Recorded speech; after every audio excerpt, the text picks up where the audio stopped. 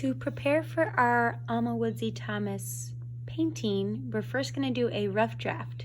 This is where we're going to figure out what color scheme we want to do and what design or theme we want to come up with. So a lot of Alma Woodsy Thomas's paintings were inspired by flowers or things in nature or space or landscapes. So this is a grid that I made similar to the painting that I have on display on the board. So if you would like, you can do any colors you want. So we could do monochromatic colors, which are all different hues of the same color. So you could do reds.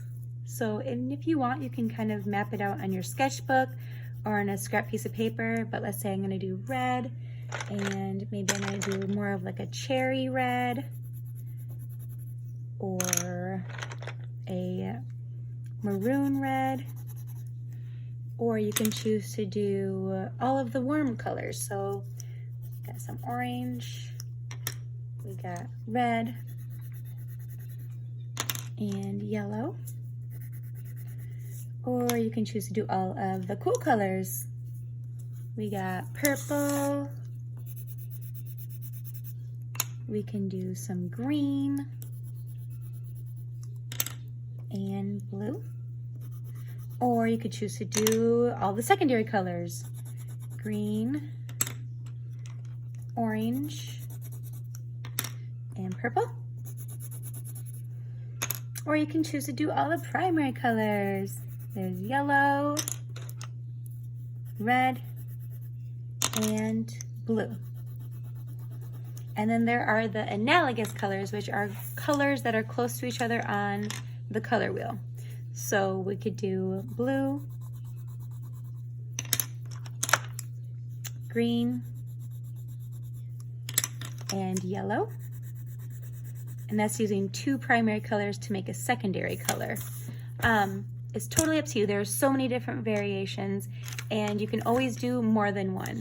But for my sun, I think, I'm gonna just say it's a sunrise.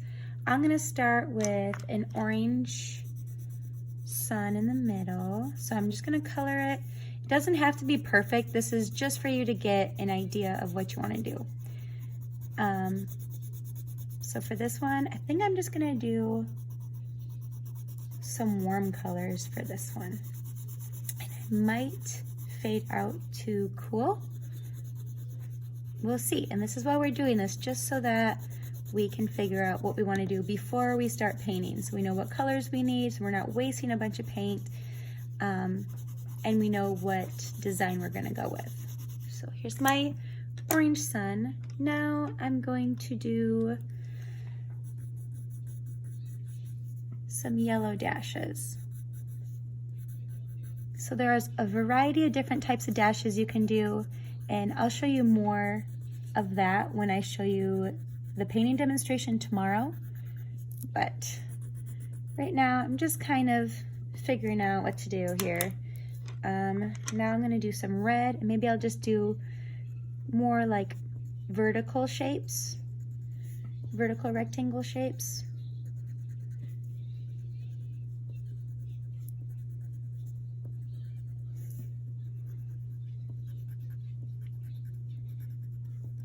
And then I think I might turn it into a tint of red.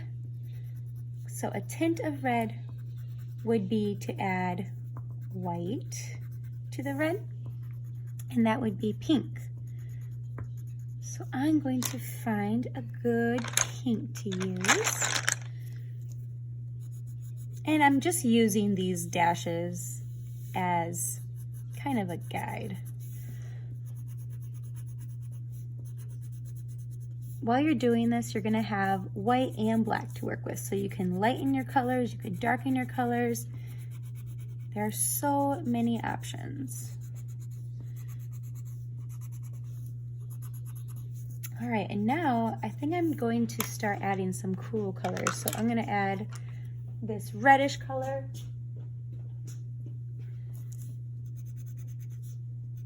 Or not reddish, purplish color.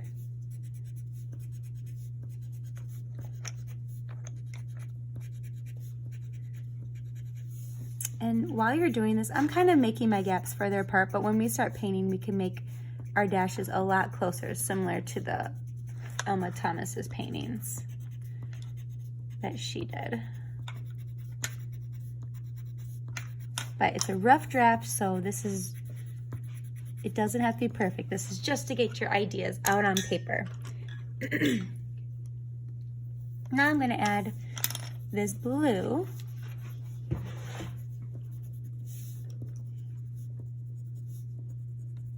And when you're doing your painting, you're gonna fill the whole page.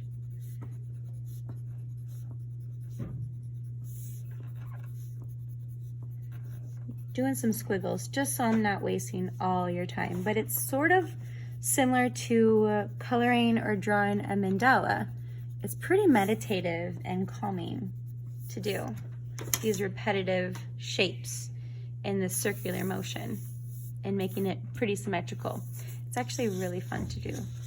Now let's see, maybe I'll add some green,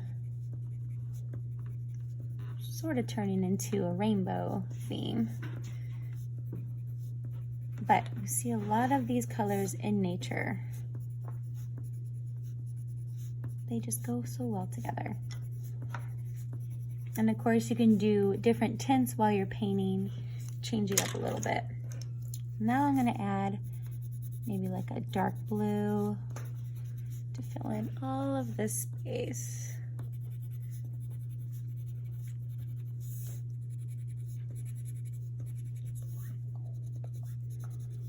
And you're gonna go all the way off the page when you're doing your painting.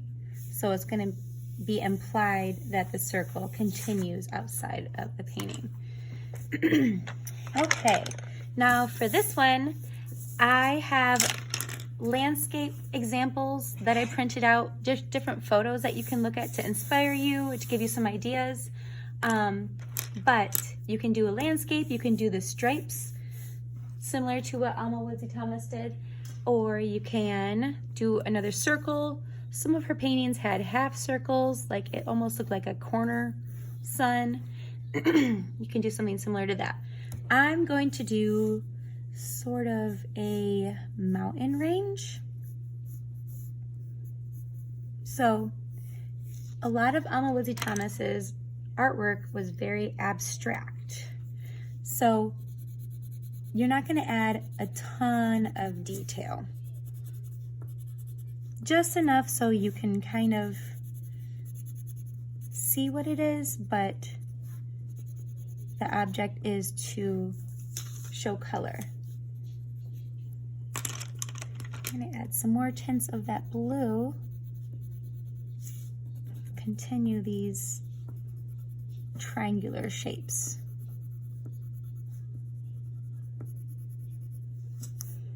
Maybe I'll add a greenish.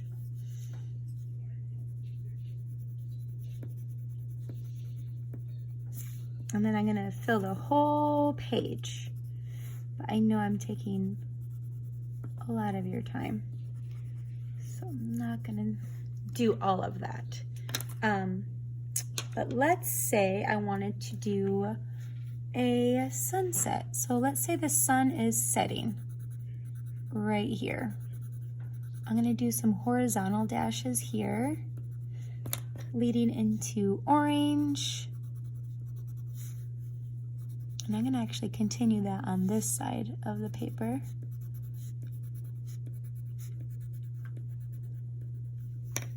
Pick up that orange again and continue that over here.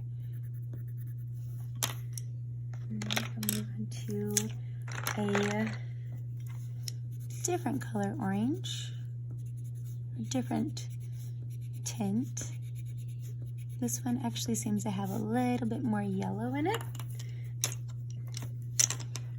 And then we'll have some red on top here. And if I wanted, I could fill this whole space with different shades and tints of red. I could also add some black. So when you're painting, you're gonna be mixing blacks and reds, or any color with black to make a darker value. I'm just gonna do a light shade of black on top of these colors to make it look a little darker. But you use your creativity to come up with your own ideas, choose your color schemes, look at the color wheel for some inspiration, and you can look at the Alma Thomas examples that I have passed out at your table and have fun. Thank you.